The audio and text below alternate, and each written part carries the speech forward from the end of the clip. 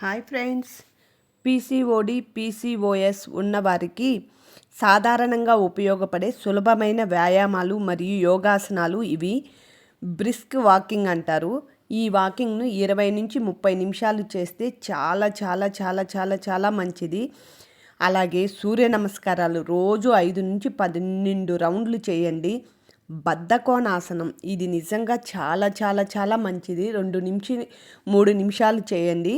భుజంగాసనం 30 సెకండ్లు అంటే 30 చేయండి. కౌంటింగ్ 1 2 3 కౌంట్ చేస్తాం కదా, 30 కౌంట్ చేసుకోండి లేదా 40 కౌంట్ చేసుకోండి. సేతుబంధాసనం ఇది కూడా అలాగే 30 కౌంట్ చేసుకోండి. క్యాట్ అండ్ కౌ పోజ్ అంటే మార్జాలాసనం అంటారు. ఇది కూడా అంతే. ఆ విధంగా ప్రతిరోజు చేయడం వలన మనలో పీసీఓడి ప్రాబ్లమ్స్ నుంచి బయటపడడానికి చాలా బాగా యూజ్ అవుతుంది. మలాసనము, అనులోమ విలోమ, భ్రమరి ప్రాణాయామము, లాస్ట్లో అమృతాసనం. వీటితో పాటు ఇంకొన్ని సింపుల్ ఎక్సర్సైజెస్ కూడా చేసుకుంటే మనకు చాలా మంచిది. ఈ వ్యాయామాలు క్రమం తప్పకుండా సమతౌల్య ఆహారము మరియు సరిపడ నిద్రతో కలిసి చేస్తే పీసీఓడి, పీసీఓఎస్ లక్షణాల నివారణలో సహాయపడతాయి. అయితే ప్రతి ఒక్కరికి ఒకే విధంగా ఫలితం ఉండదు. నొప్పి, గర్భధారణ లేదా ఇతర ఆరోగ్య సమస్యలు ఉంటే వైద్యులు లేదా ఫిజియోథెరపిక్ సహాయ సహకారాలతో ప్రారంభించండి. మీ డాక్టర్ని తప్పకుండా సంప్రదించాక ఏదైనా హెల్త్ ఇష్యూస్ ఉంటే చేయండి. లేకపోతే మీరే ఇలా చేసుకోవచ్చు, ఇంట్లో ఏమి ఇబ్బంది ఉండదు. పీసీఓడితో బాధపడుతున్నప్పుడు పీరియడ్స్ కూడా ఇర్రెగ్యులర్గా అయిపోతూ ఉంటాయి. జిమ్ వద్దు, ఇంట్లోనే ఈ 5 రకాల ఎక్సర్సైజెస్ చేసుకోండి. డైలీ ట్రై చేయండి. నిజంగానే చాలా బాగా యూజ్ అవుతాయి. ధనురాసనం, కపాలభాతి, భస్రిక ఇట్లా ప్రాణాయామాలు కూడా రోజు ఒక్కొక్కటి యాడ్ చేసుకుంటూ వెళ్ళచ్చు. కొంచెం డైట్ అంటే షుగరు, మైదా, జంక్ ఫుడ్లు తగ్గించి ప్రోటీన్, ఫైబర్ ఎక్కువగా ఉండే ఫుడ్లు తింటే మంచిది. రాత్రి బాగా నిద్రపోవడానికి ట్రై చేయాలి. ఎక్కువ టైము నిద్రపోతే మన హెల్త్ ఇష్యూస్ తగ్గుతాయి. కానీ మనం నైట్లు నిద్రపోము, డే టైంలో నిద్రపోవడానికే ఇష్టపడతాం కదా. సూర్య నమస్కారాల వల్ల ఆల్ ఇన్ వన్ సూర్య నమస్కారాలు చేయడం వలన హెల్త్ చాలా బాగుంటుంది. ఎలాంటి ప్రాబ్లమ్స్ ఉన్నా సూర్య నమస్కారాల వలన వాళ్ళకు కంట్రోల్లోకి వస్తాయి. కాబట్టి తప్పకుండా ప్రతి ఒక్కరూ ఈ ఎక్సర్సైజెస్ చేయండి. పీసీఓడితో బాధపడే వాళ్ళు ఇలాంటి ఎక్సర్సైజెస్ చేయడం వలన మీకు మంచి రిజల్ట్ ఉంటుంది. దీంతోపాటు ఏదైనా హెవీ హెల్త్ ఇష్యూస్ ఉంటే డాక్టర్ని సంప్రదించాక చేయండి. తప్పకుండా ఈ బ్రిస్క్ వాకింగ్ అంటారు కదా, ఇది 30 మినిట్స్ వేగంగా నడవగలిగితే ఇంకా చాలా మంచిదంట. నడకలో కూడా ఈ ప్రాబ్లం ఉన్న వాళ్ళు కొంచెం ఫాస్ట్గా నడవగలిగితే చాలా మంచిది. ఇంకా బటర్ఫ్లై ఆసనం గురించి ప్రతి ఒక్కరికి చెప్పాల్సిన అవసరమే లేదు. బటర్ఫ్లై ఆసనం ఆల్ ఇన్ వన్, అన్ని ఆసనాలకు మదర్ లాంటిది. వజ్రాసనం కూడా అంతే. వజ్రాసనం, బాలాసనం, ఈ ప్రతి ఒక్కటి ఇక్కడున్న ప్రతి ఒక్క ఎక్సర్సైజెస్ చేయండి. మీరు హెల్తీగా హ్యాపీగా ఉండడానికి ఈ ఎక్సర్సైజెస్ చాలా బాగా యూజ్ అవుతాయి. దయచేసి ప్రతి ఒక్కరూ ఎక్సర్సైజ్ చేయడానికి ట్రై చేయండి. నిజంగా ఎందుకంటే మనం ప్రాబ్లంతో సఫర్ అవ్వడం ప్లస్ డాక్టర్ దగ్గరికి వెళ్ళి మందులు వేసుకుంటామే కానీ మనకి ఇంట్లోనే ఈజీగా చేసుకునే ఈ ఎక్సర్సైజెస్ ఉన్నాయని ఎంతమందికి తెలిసినా చేయని వాళ్ళు ఎంతమంది ఉన్నారు చెప్పండి. పీరియడ్స్లో పెయిన్తో బాధపడతామే కానీ ఈ ఎక్సర్సైజ్ చేస్తే తగ్గుతుంది అంటే వినేవాళ్ళు ఎవరుంటారు చెప్పండి. సూక్ష్మ బద్ధకోణాసనం అంటారు. ఇది పడుకొనే చేసుకోవచ్చు. బెడ్ పైనే పడుకొని చేసుకోవచ్చు. ఒక 50 చేయండి. ఏమవుతుంది? పడుకునే ముందు కూర్చొని చేయొచ్చు, పడుకొని చేయొచ్చు. చాలా మంచిది హెల్త్కి. సింపులే కదా. వెయిట్ లాస్ అవ్వడానికి యూజ్ అవుతాయి, ప్లస్ హెల్త్ బాగుండడానికి యూజ్ అవుతాయి కదా. 2 in 1. మన బాడీ మనం చెప్పినట్లు మన బాడీ వినడానికి మనం ప్రిపేర్ చేయాలి అది కదా. మన బాడీని చాలామంది హెవీగా వెయిట్ అయిపోతూ ఉంటారు. ఎందుకు అయిపోతున్నారో వాళ్ళకి తెలుసు. ఫుడ్ కంట్రోల్ లేక, బాడీకి తగిన ఎక్సర్సైజ్ లేక అలా జుట్టు రాలిపోతూ ఉంటుంది. రాలిపోతూ ఉన్న తీసి పక్కకు పడేసిపోతూ ఉంటారే, అంతేగాని అయ్యో ఏదో మనకు జుట్టు రాలుతోంది, మనకేదో ఇబ్బంది ఉంది అని ఆలోచించుకోరు. అంతా అయిపోయిన తర్వాత అప్పుడు డాక్టర్ దగ్గరికి పరిగెడతారు. ఈ పవనముక్తాసనాల వలన పొట్ట తగ్గుతుంది, బ్యాక్ పెయిన్ ఉంటే తగ్గుతుంది. అసలు ఎప్పటికీ బ్యాక్ పెయిన్ రాదు. ఇవి కన్నా చేసాము అంటే బ్యాక్ పెయిన్ అనేదే రాదు.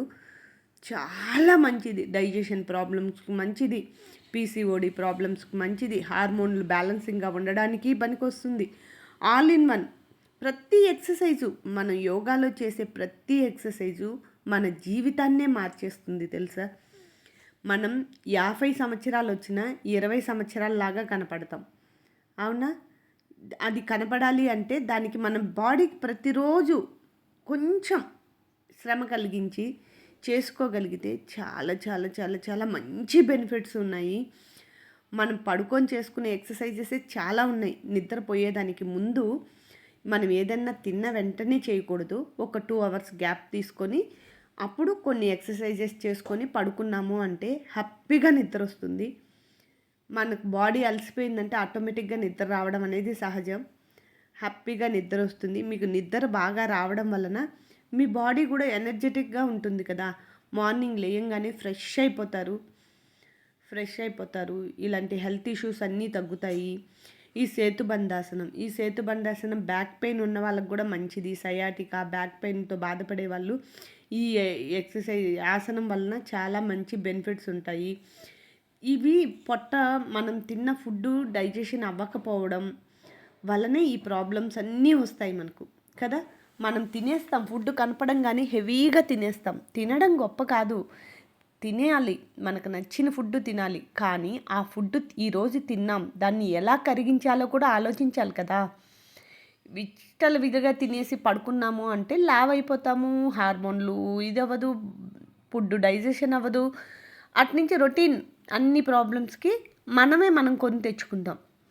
తినండి, తిన్న తర్వాత దానికి తగినట్లు వర్కౌట్స్ చేయండి.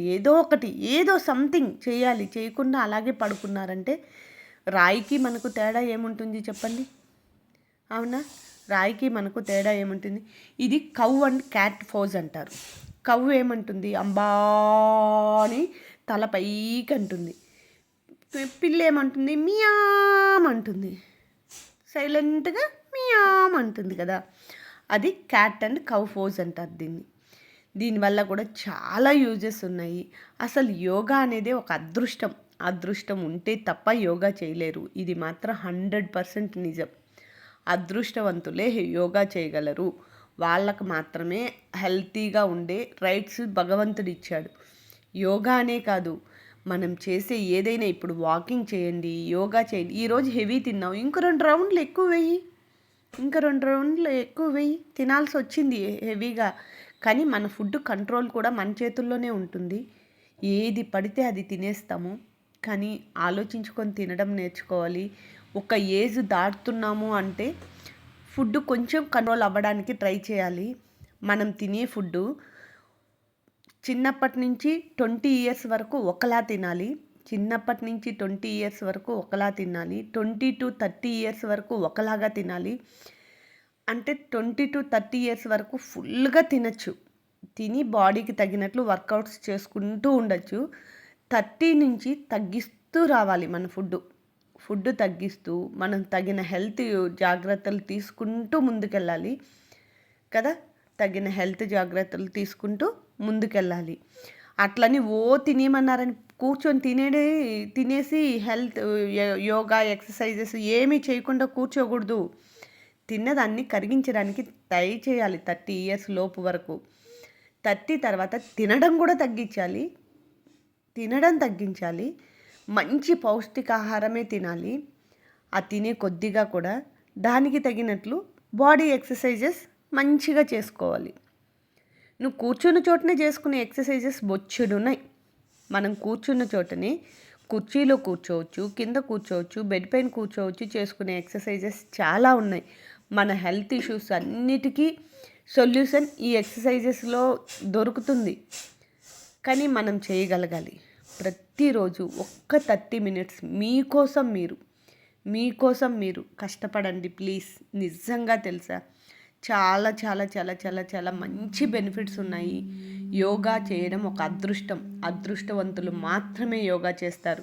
మీకు నచ్చితే లైక్ చేసి సబ్స్క్రైబ్ చేసుకొని సపోర్ట్ చేయండి. మెంబర్షిప్ తీసుకొని సూపర్ చాట్ తీసుకొని సపోర్ట్ చేయండి. ఇంకా కొంతమందికి షేర్ చేయండి. మీకు ఇంకా ఏదైనా హెల్త్ ఇష్యూస్ ఉంటే చెప్పండి, వీడియో చేసి పెడతాను. నచ్చితే లైక్ చేయండి. ఏమన్నా మిస్టేక్స్ ఉంటే చెప్పండి, దాన్ని సవరించుకోవడానికి నేను రెడీ. Okay friends, bye.